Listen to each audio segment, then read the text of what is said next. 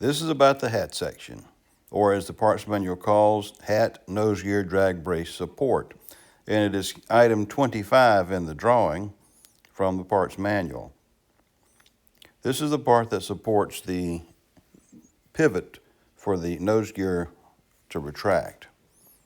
Here's a closer view in the parts manual, and this is how it's positioned in the airplane. Here's one.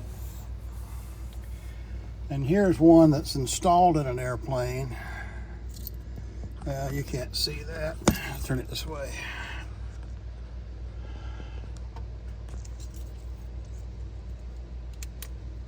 Right there. Forward end is held in with 4 bolts. And there's the top side. This one has been repaired. You can see that a new flange has been riveted and bolted to the side. And you can see there where it's bolted in.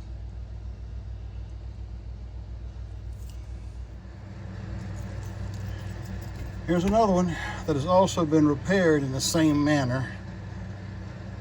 You can see there's a flange riveted to the side of it.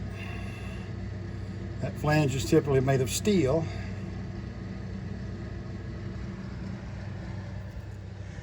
And yet another one. Now this one was repaired by adding an aluminum flange on either side.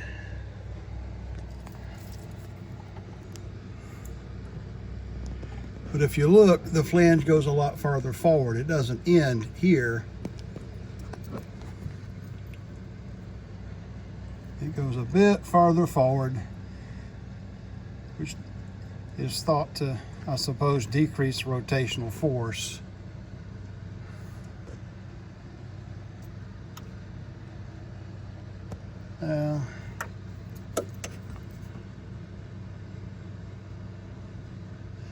Bolted in.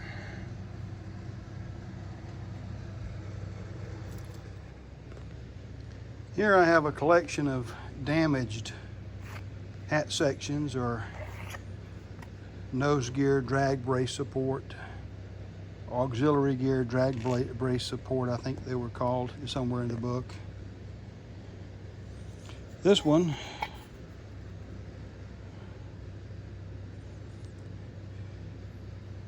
broke there.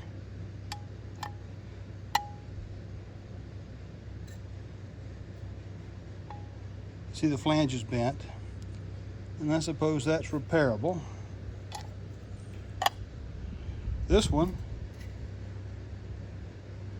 somebody's put a doubler on the bottom side. I'm not sure what that's about.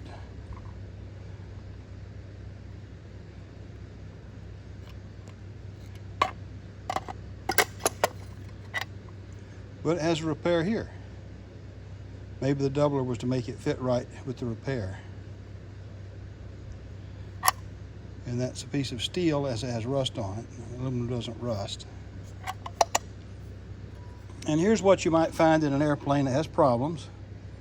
As you can see, the flange is completely broken off of it.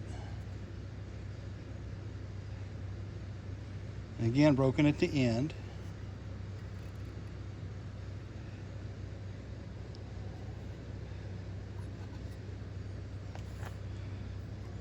Here's another one. And that's what you're looking for. You have to have a mirror to see it, but you're looking for the cracks.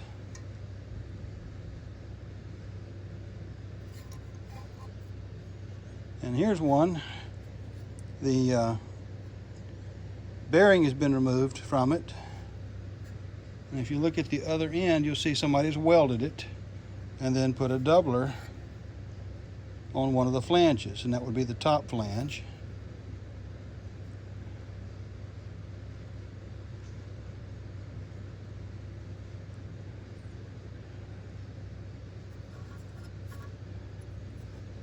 And then here, looks like it's pretty good, but if you look carefully, right there, you see a crack forming. Is there one on the top? Well, let's see. I do believe there is. Certainly there's one on the bottom. And if you look right here, you can see the crack there.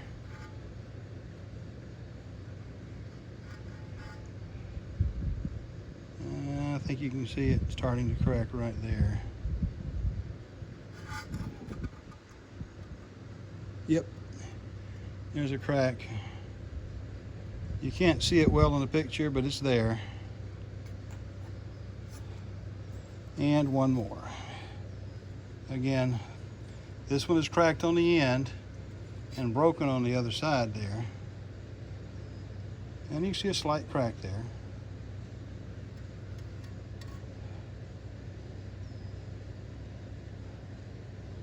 So that's what they do. These can be repaired. Certainly you have to look at them every year for annual, because if you don't, and you have one that's really bad. I had one come out in 3 pieces on my airplane. If this thing fails, then you can have your nose gear collapse. Not a fun day. And you can see the pattern of failures. These two here have failed the same way. And you can see where the cracks start over here.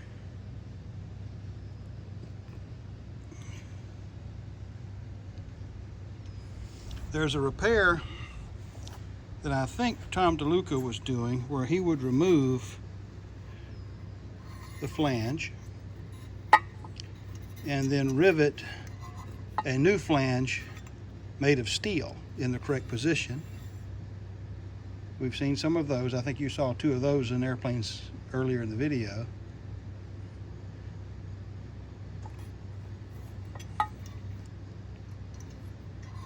I've seen them welded, such as this, and then reinforced. Not just welded and put back in, but welded and then a reinforcement flange put on the side.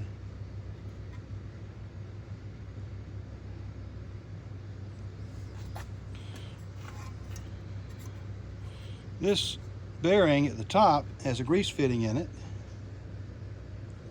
And you want to make sure that you grease that every year at annual, keep it lubricated, because the rotational force would have to come from the retract mechanism rotating in this bushing and binding and then causing the side load. But I do believe that's what's causing them to crack.